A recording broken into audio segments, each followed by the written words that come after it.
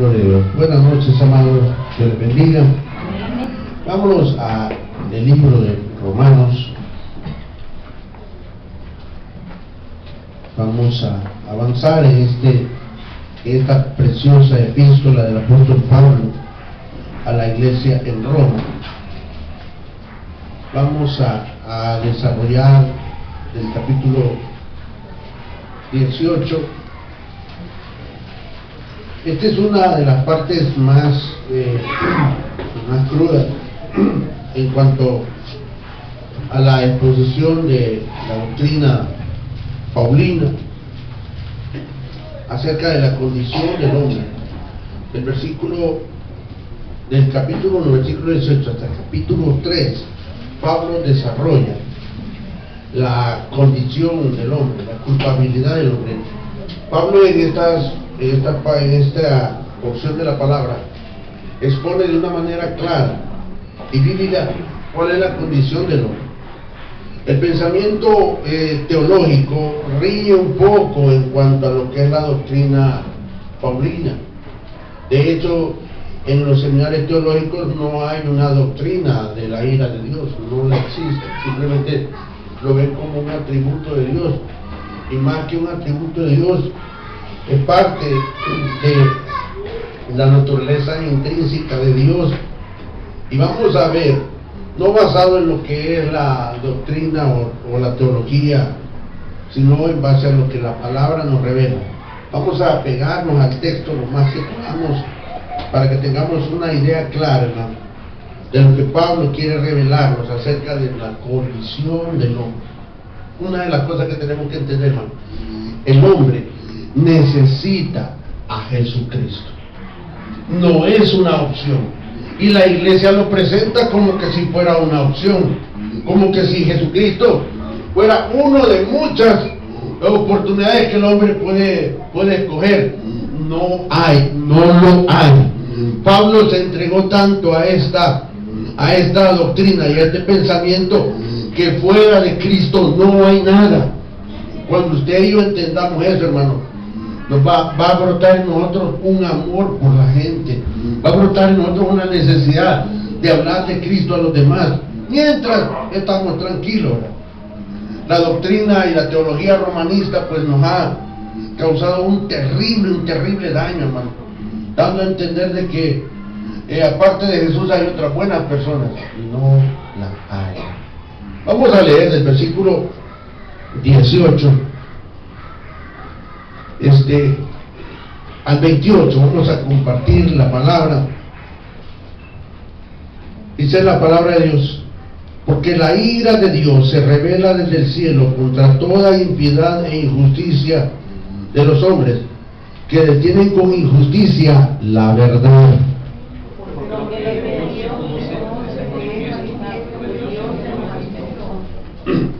Porque todas las cosas invisibles de Él, su eterno poder y deidad, se hacen claramente visibles desde la creación del mundo, siendo entendido por medio de las cosas hechas, de modo que no tienen excusa.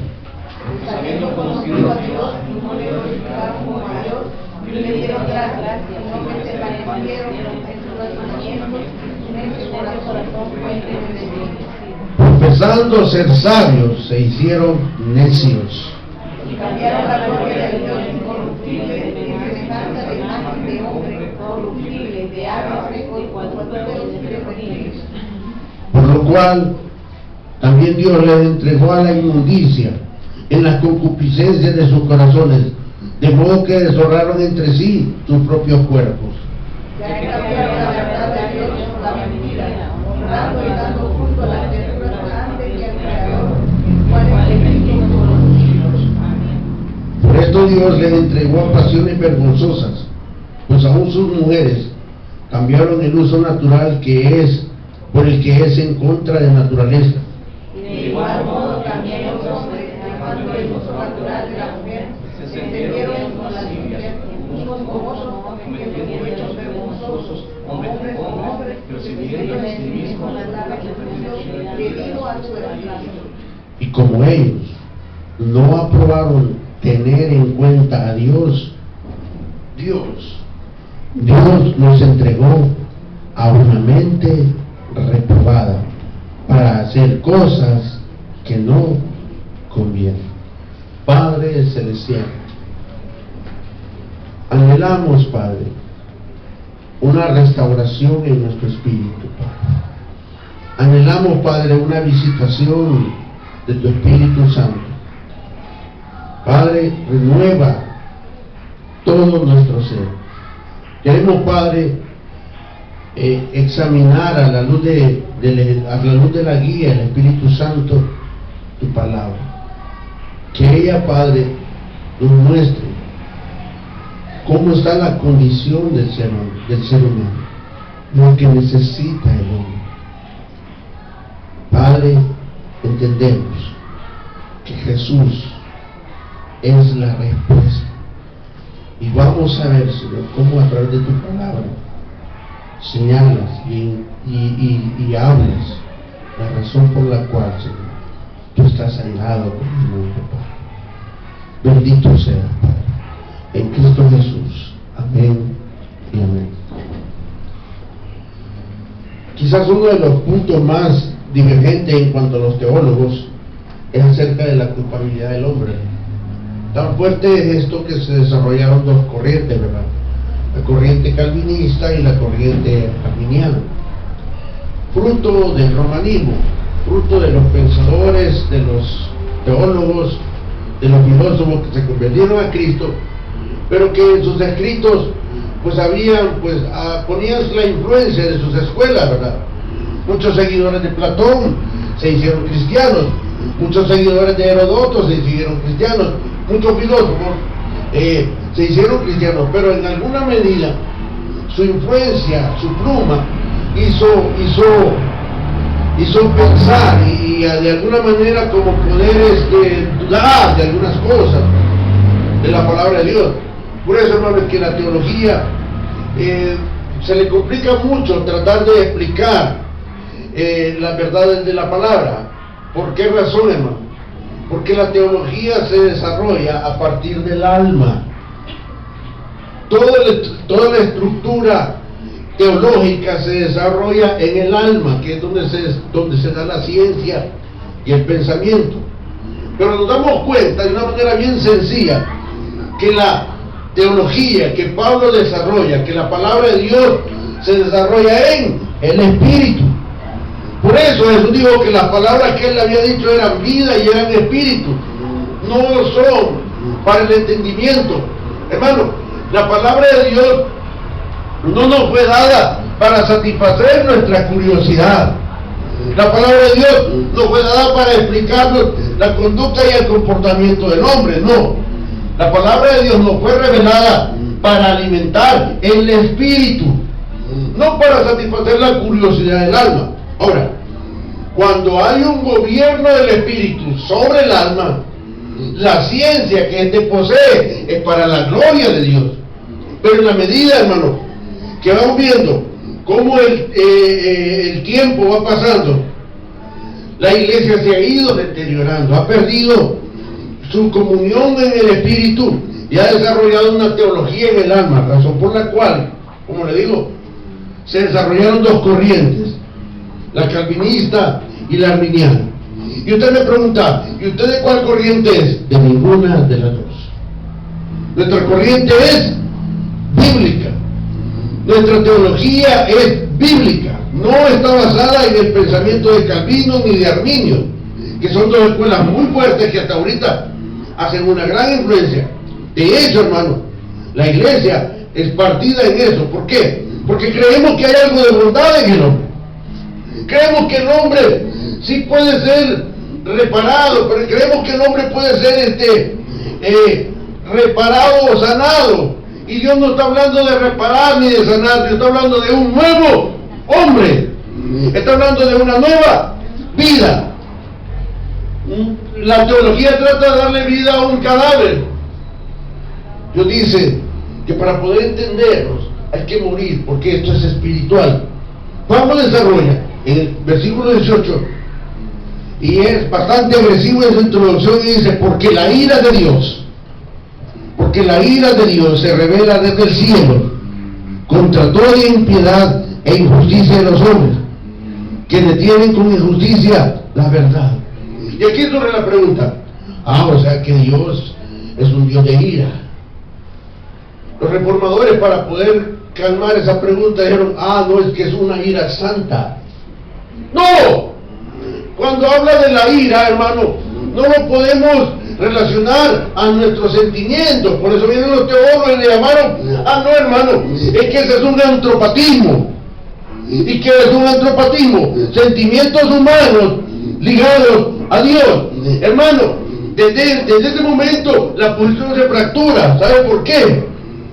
Porque la ira del hombre proviene de su alma, y la ira de Dios es de su espíritu. La ira de Dios de la que habla Pablo está acentuada y revelada en lo que es su justicia. La ira del hombre la ira del hombre nace en su alma y reclama una justicia, pero que está bajo su propia connotación. Queremos sangre. El hombre hace justicia a través de la injusticia. Dios hace justicia a través de su verdad. Y el hombre no soporta la verdad. Por eso dice el versículo 18 que los hombres, a través de mentiras, a través de injusticia, ¿qué quieren hacer? ¿Detener qué? La verdad de Dios. Ahora, cuando Pablo dice que la ira de Dios se revela, ¿qué es la ira de Dios? La ira de Dios es la respuesta. La ira de Dios es la respuesta al pecado y la desobediencia del hombre. La ira de Dios viene como una respuesta a la desobediencia, a la injusticia y al pecado del hombre. No es que Dios de por sí, porque me cae mal, no quiere destruir mi injusticia mi justicia nace de la selectividad. Aquel me cae bien, aquel me cae mal. Yo voy a tratar diferentes. A este lo quiero, a este lo odio. Lo voy a tratar diferentes. Esa es nuestra justicia. Pero la justicia de Dios, hermano, está por encima de todo sentimiento humano. ¿Tiene sentimiento Dios? Dios es justo. Dios está por encima de lo bueno y lo malo. Porque si Dios, hermano, estuviera sobre lo bueno y lo malo, si no estuviera sobre lo bueno y lo malo, tendríamos un Dios dualista, un Dios que a unos premia y a otros castiga. No, hermano. Por eso, en la mente griega, a Dios lo relacionaban con el dios Zeus, que cuando estaba con ira tiraba sus rayos. Entonces está enojado Zeus. No, hermano. O sea, el pensamiento griego fracturó la teología paulina. ¿Por qué? Porque Dios no es Zeus. Dios no es Zeus. Zeus es parte de la mitología griega, y Dios, hermano, no es una mitología. Y una de las cosas que como cristianos tenemos que entender, hermano, es esto: una tremenda revelación de Dios es que Él mantiene un axioma entre su amor y su ira. Hay una acción. Lamentablemente en las iglesias descargamos toda nuestra enseñanza en el amor de Dios, y la ira de Dios es para los pecadores y el amor de Dios es para la iglesia. No, hermano. Dice la Biblia que el juicio de Dios, ¿dónde va a comenzar? ¿Dónde va a comenzar el juicio de Dios? En casa. No va a comenzar con los inconversos, ellos ya tienen su premio. Aquí usted está buscando su premio, y en la medida que usted va descubriendo lo que la palabra me dice a mí, porque en este momento Dios me está diciendo por qué Él ejecuta su juicio. Dice, porque la ira de Dios nunca elige los atributos de Dios a los sentimientos humanos. Dios, yo tengo ira porque Dios tiene ira. No, hermano, ya le expliqué que la ira que se produce en el ser humano viene del alma, y la ira de nosotros es destructiva. Y la ira de Dios es de su espíritu, y es una ira para corregir, para restaurar, para renovar. No, o sea, la intención es totalmente diferente. Ahora, dijimos que la ira de Dios es la respuesta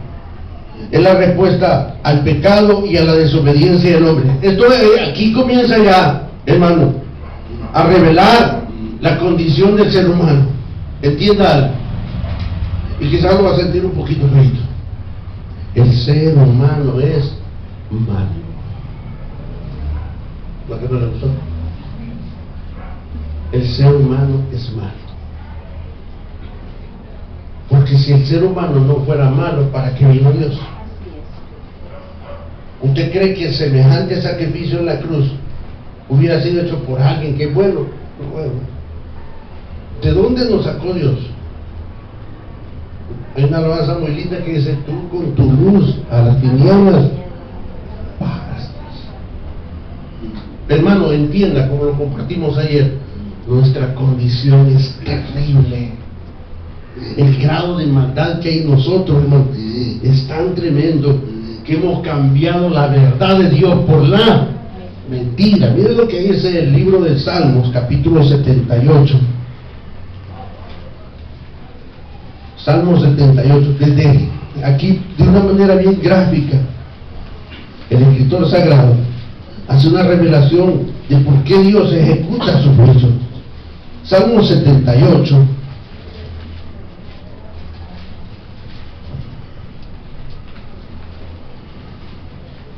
¿Lo tenemos? Okay. Versículo 56. Ojo, aquí está hablando del pueblo de Israel. Aquí está hablando de los hijos de Dios. Dice: pero ellos, ¿qué dicen? Tentaron y enojaron al Dios Altísimo. ¿Y qué? Y no guardaron. Ojo, ¿qué es lo que provoca la ira de Dios sobre nosotros? El no guardar sus testimonios. El no guardar los testimonios de Dios provoca el enojo de Dios. Dice, porque ellos tentaron y enojaron a Dios. Mi hermano, cuando usted y yo vivimos a nuestra manera, estamos tentando y enojando a Dios. Estamos tentando y enojando a Dios. Verso 57. Sino que se volvieron y se rebelaron como sus padres, se volvieron como arco engañoso, le enojaron con sus lugares altos y le provocaron hacerlo a sus imágenes de tallo. Lo oyó Dios y se enojó en gran manera. ¿Qué dice? Aborreció a Israel. Ojo, y esto no es algo, no es un sofisma, no es una alegoría, no.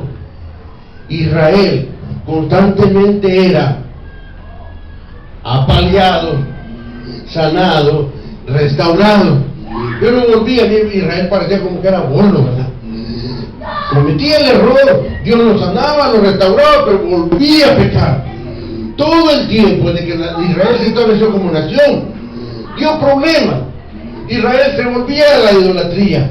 Adoraban a Dios por un momento, pero se volvían a la idolatría. Miren lo que es el versículo 60. ¿Qué es lo que provocó la ira de Dios sobre el pueblo? Dejó, por tanto, ¿qué dice? El tabernáculo de Silo, la tienda en que habitó entre los hombres. ¿De cuántas iglesias Dios ya se apartó?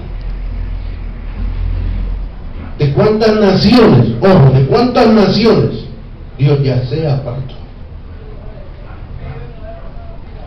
Ahí en las islas caribeñas les iban a pasar que hay una isla que es compartida por dos naciones, ¿verdad?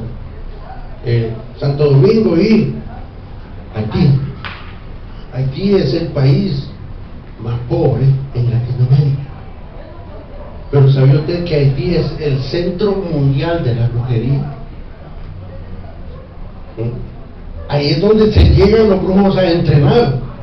Ahí es donde los brujos adquieren técnicas traídas desde el África, como la práctica del vudú, la invocación de los muertos.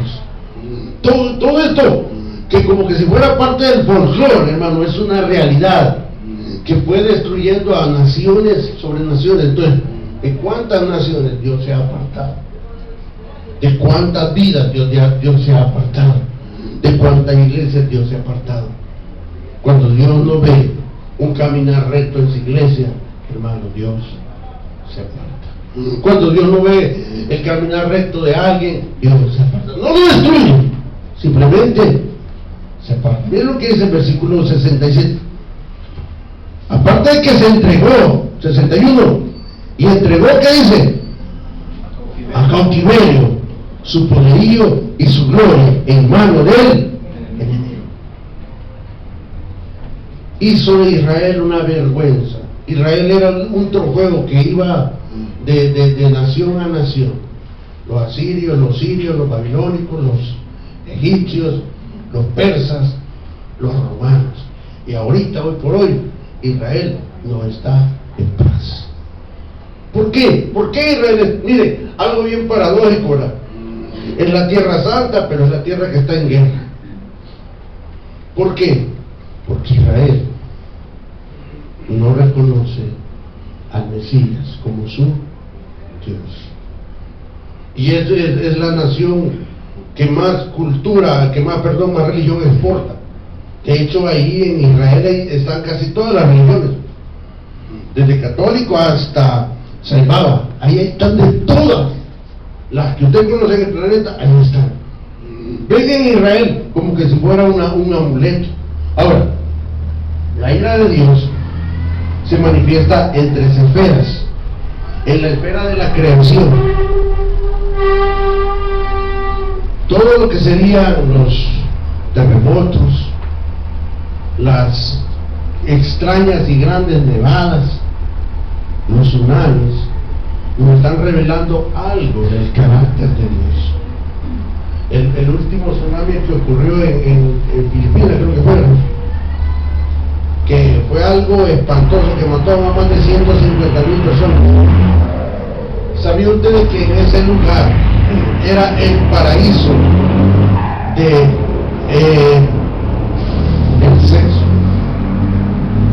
Ese lugar, hermano, era el destino turístico de magnates, de gente de edad, porque es el lugar donde sí se permitía tener relaciones sexuales con menores de edad. Era un lugar de prostitución increíble, ¿no? Así como Dios destruyó a Sodoma y Gomorra, así como en los tiempos de Noé destruyó a toda una raza, Dios todavía sigue ejecutando su ira y sus juicios. Hermano, las cosas no ocurren así como así, hay una razón. Y hermano, hay un momento en el cual estará el gran día de la ira de Dios, donde va a ser a nivel del planeta. Entonces la ira de Dios se manifiesta en la creación. También la ira de Dios se revela o se manifiesta en la sociedad. Usted ve una descomposición de la sociedad en cada área de la sociedad. En el área espiritual, en el área social, en el área familiar. Hermano, hay una descomposición tremenda de la sociedad. Esto es provocado porque la sociedad entera se ha apartado de Dios. Y hermano, cuando nos apartamos de Dios, las raíces del mal empiezan a brotar. Cuando una sociedad no quiere nada con Dios, hermano, comienza a brotar y a revelar su propia naturaleza. Por eso es que nosotros decimos que el ser humano es malo. De ahí la urgente necesidad, hermano, de presentar a Jesucristo. Pero no como una opción o como una piñata, o se va a decir para querer a Cristo, no, hermano, sino como una necesidad integral. Ahora, el hecho de que el ser humano sea malo no significa que la iglesia lo tiene que menospreciar. No.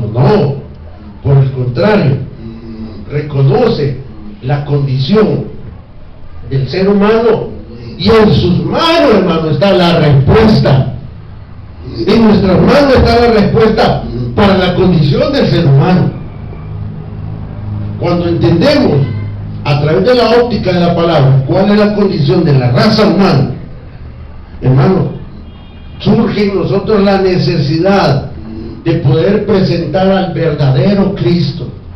No vivir, mire, mucha gente piensa, bueno, yo ya soy salvo, hermano, ya voy para el cielo, ¿y cuál es el problema? Pues va, estoy tranquilo, esperando que Cristo venga. Ese es el concepto, hermano, que tiene adormecido a miles de cristianos. Y esto, hermano, no es algo que a Dios le agrada. Pablo, hermano, decía, ay de mí si no predico este evangelio. Y en tercer lugar, la ira de Dios se manifiesta en forma individual por cada persona. Como vimos en el libro de los Salmos, Dios se apartó del tabernáculo por consecuencia del hombre. Cuando una vida no camina rectamente, Dios se aparta.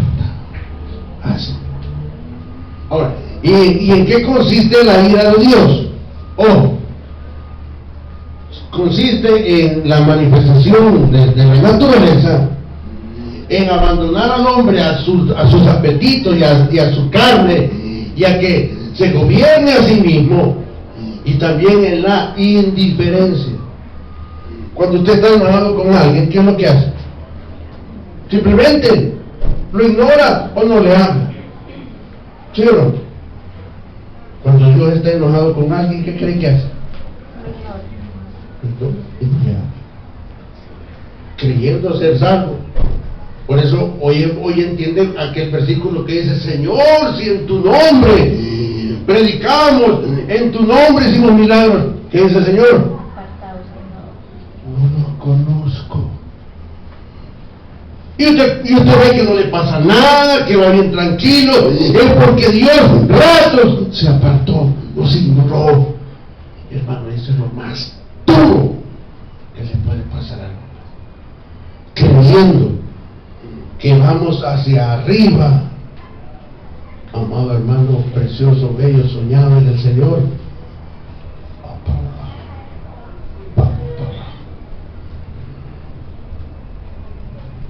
a Dios no lo podemos entender.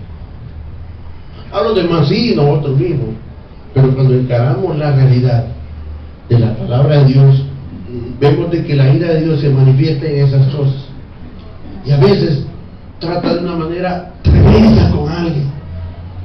No sé si usted vio el reportaje de una persona, no sé si era cristiana o atea, no sé, pero era un caso insólito.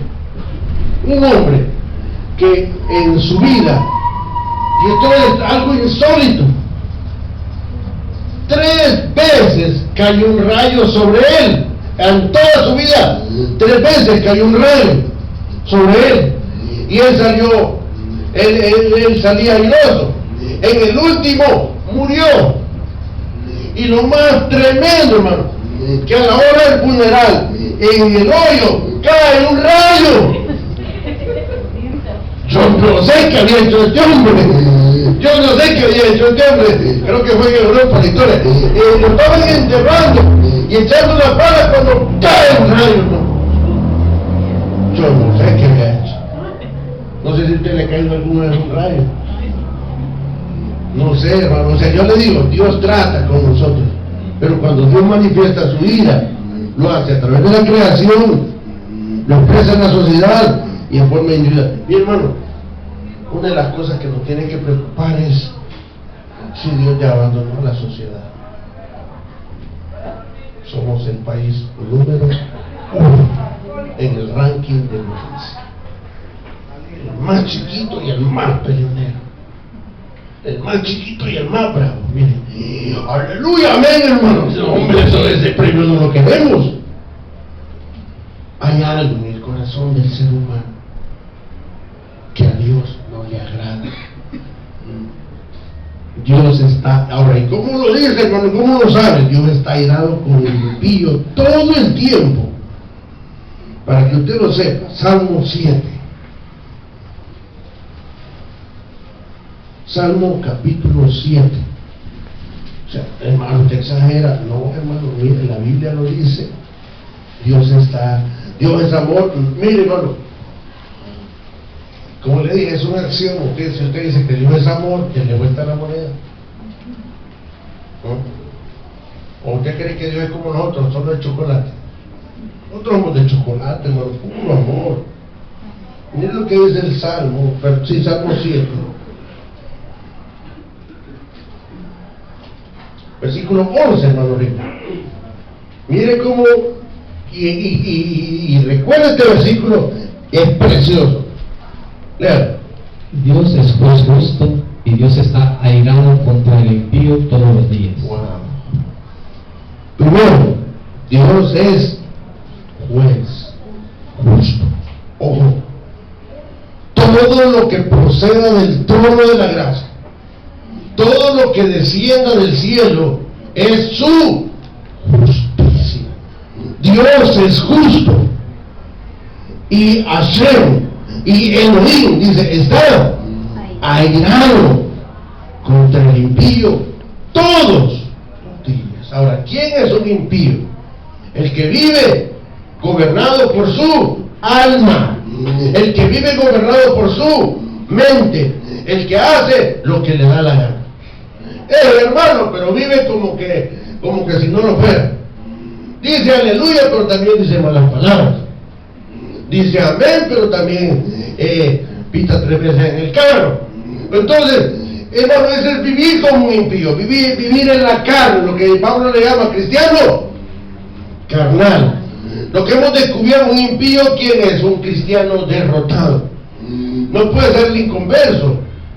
No, es el impío. Impío es alguien que conoce a Dios, pero vive como que si no lo conociera. La Biblia lo llama un cristiano derrotado. Entonces Dios está airado con él todos los días. Porque usted verá que la gente las cosas no le salen bien. Y hace una cosa y hace otra, va donde los brujos, le hacen de todo, y le hacen una limpia y lo dejan más chuco, porque iba con 2 demonios, viene con 40 demonios.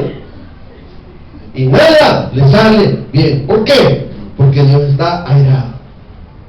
Cuando nos reconciliamos con Dios, hermano, es como nacer de nuevo, porque esa es la idea, hermano. Tener una nueva relación con Dios. De hecho, Jesús habla de la ira de Dios. Juan capítulo 3, versículo 36. Y aquí Jesús, mire, Jesús no se fue por las ramas. Jesús fue directo.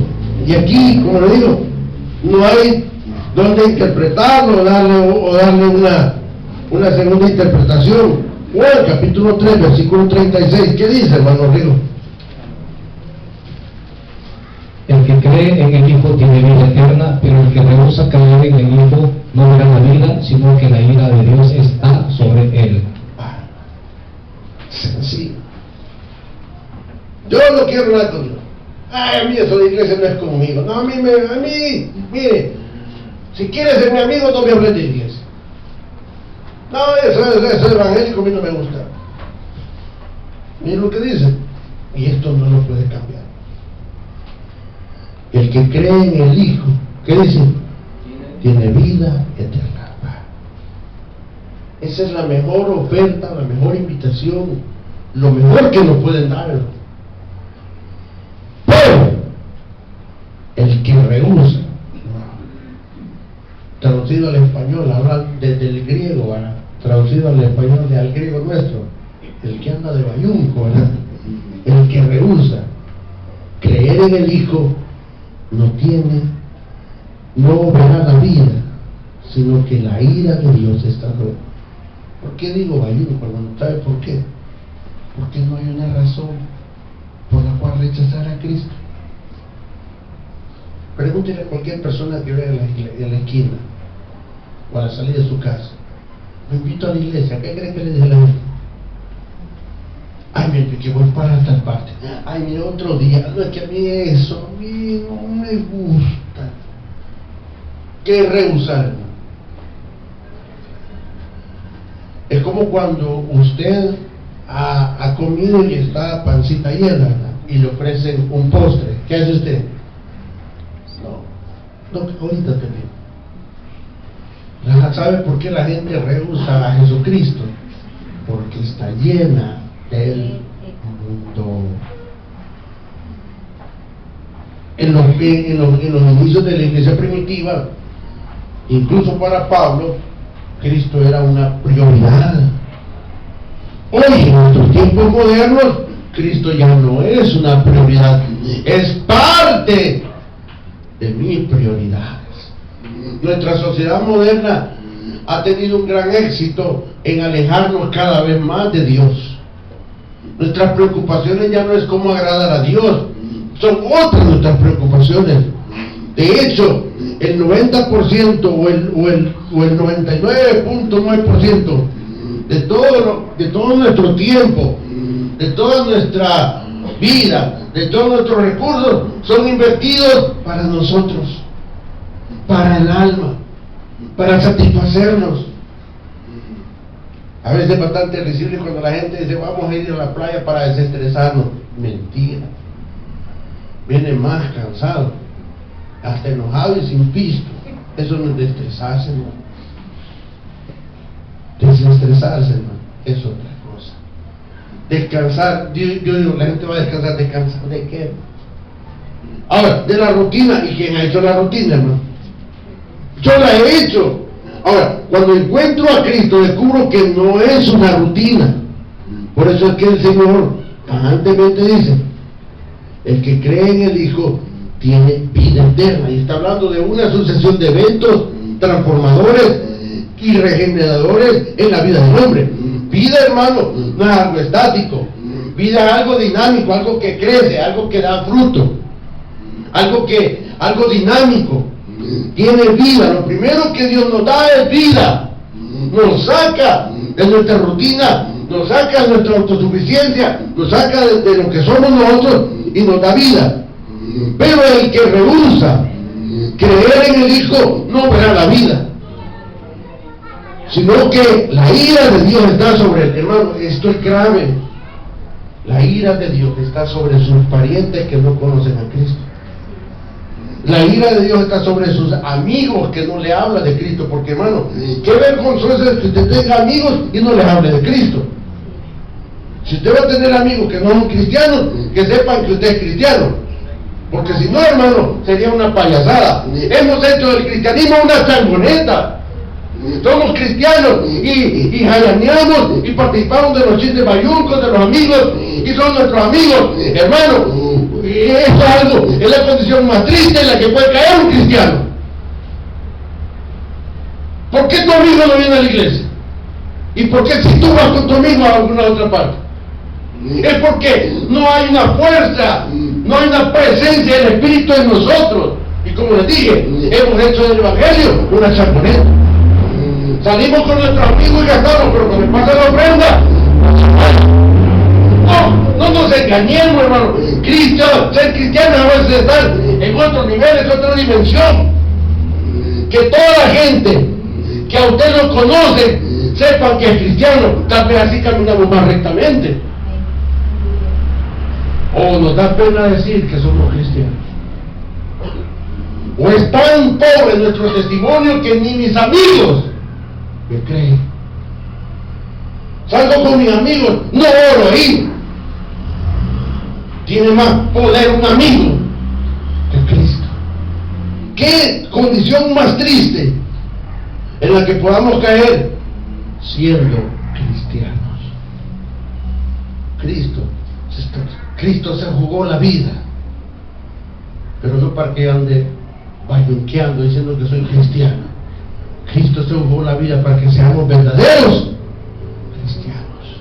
Y esto, hermano, establece un eje central poderoso en mi vida, que me hace a mí, hermano, incluso perder amigos.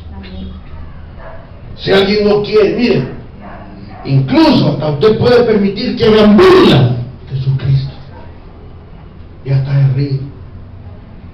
Qué triste condición de la iglesia, hermano, donde la iglesia se ha arrodillado ante la sociedad, ante el dinero, ante el poder. Porque, hermano, nuestro estatus no lo determina mi fe en Cristo, sino mi situación económica. Mire qué triste. Y el que tiene dinero, hasta inteligente es bien. Porque el que tiene dinero tiene la última palabra y todo. Ay, que sea un bruto, ¿verdad? Pero como tiene billetes, hay que oír al que tiene billetes. ¡Ah, qué inteligente! ¡Ah, qué revelación, ¿verdad? Y es más topado que saber qué. ¿Por qué? Porque tiene un estatus. Él anda en carro y yo a pie. ¡Ah, ya está la diferencia! ¿Y por qué? Porque el Cristo no ha sido una realidad en nosotros. Cuando, mire hermano, Pablo le caía mal a medio mundo. ¿Por qué? No porque estaba buscando problemas, no porque era tramposo, sino porque hablaba la verdad. Y Pablo se rodeó con reyes. Pablo se rodeó con esclavos y era siempre el mundo. Nuestra condición espiritual no tiene que cambiar, aunque estemos donde estemos, hermano. Ahora la sociedad nos va a demandar algo. ¿Y sabe por qué? Porque anhela lo que tenemos. Y nos van a criticar. Mire, usted es cristiano y se viste así. Y usted es cristiano aquí. Mi hermano, ¿sabe? Todo eso es porque realmente en el fondo desearían ser como nosotros. Si somos verdaderos cristianos. Si no somos verdaderos cristianos, nadie desea lo que tenemos. Y es triste, hermano. ¿Por qué? Nuestro Cristo ha caído en un nivel tan bajo. ¿En qué clasificación del ranking del mundo está Cristo? Para burlas. Casi todas las películas se burlan del Evangelio. Antes ocupaban solo católicos, no, y van con los evangélicos también. A unas tiras cómicas como los Simpsons. Hay unos enanos cabezones malcriados. Son paros, no sé cómo se llama eso. Blasfemos. Usted va a ver. Y mire, hermano, tenga cuidado, por favor. Mejor venda la televisión. Una cosa que se está dando ya como algo normal: el oír vulgaridades en la televisión. Ya lo dicen con forma normal. Tenga cuidado, hermano, con lo que hace y entra en su corazón. También la Biblia, hermano, habla del día de la ira de Dios, y ahí es donde como termina todo. Sofonías, capítulo 1. Sofonías está antes de Ageo. Qué bueno, ¿verdad? Bueno, pues como usted es bueno con la Biblia, ¿verdad? Amén. Ya lo yo. Vaya. Sofonías. Está casi en los últimos libros. Hay que váyase a Malaquías, después retrocede a Zacarías, después de Zacarías se encuentra con Ageo, y a la par de Ageo está el hermano de su hermano, Sofonías. Capítulo 1, versículos 14 y 15 y 16, hermano. Léalo, hermano. Cercano está el día grande de Jehová, cercano y muy próximo. Esa muere la luz del día de Jehová, gritará ahí el valiente.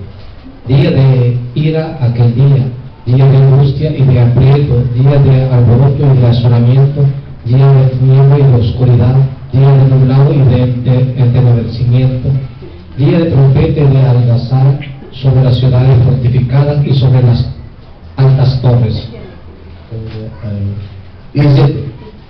Y atribularé a los hombres y andarán como ciegos, porque pecaron contra Jehová, y la sangre de ellos será derramada como polvo y su carne como estiércol. ¿Sabe por qué no nos inquieta eso? Porque no lo creo. Eso ya pasó. Eso es del Antiguo Testamento. Mire, esto es es la excusa más triste que dice la gente. Esto tiene que ver con el hoy, el ahora. Esto tiene que ver con nuestra sociedad. El día de la ira de Dios. La palabra es apocalipsis. Está hablando del día de la revelación, donde Dios va a purificar todo esto. Es duro, hermano, y por eso la necesidad de estar, hermano, de mantener una vida de oración. Yo le digo, ¿puede cambiar esto? No, hermano.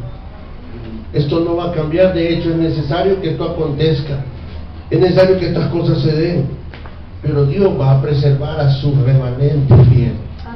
Dios va a preservar a aquellos que son como una rosa entre espinos. El libro del Cantar de los Cantares dice: mi amada, dice, es como una rosa en medio de espinos. La gracia de Dios está en medio de tanto espino, y yo anhelo que usted goce de esa gracia. Quizás para la gente no seremos atractivos, quizás hasta apodos nos pueden poner, pero si usted persevera, si usted entiende su llamado y hace de Cristo su vida, le garantizo la ira de Dios. ¿Por qué lo dice, hermano? Porque lo dijo Jesús en Juan 3:36. El que cree en el Hijo tiene la vida eterna. Solo ese paso nos separa de la ira de Dios. ¿Qué es lo que hace que la ira de Dios no caiga sobre mí? Porque cayó sobre Cristo. Toda la ira de Dios se derramó en la cruz del Calvario, y ahora Cristo, hermano, compró mi deuda, compró mi vergüenza, compró mi pecado, compró lo que yo era y me dio vida eterna. Pero si yo rehuso esa gracia, un entrevistador en Estados Unidos, Larry Holman, creo que se llama, es tremendo, es un gran ateo, es de origen judío y es ateo. ¿Sabe lo que dijo? Yo no pedí que Cristo muriera por nosotros.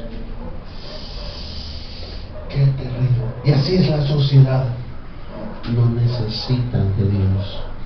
Y hay de usted si piensa que no necesitan de Dios. Tenemos un espíritu que necesita ser regenerado por el Espíritu Santo.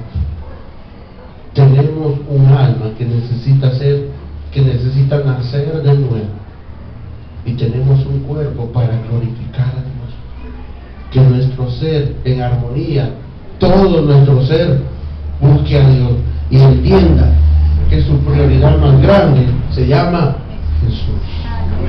Padre,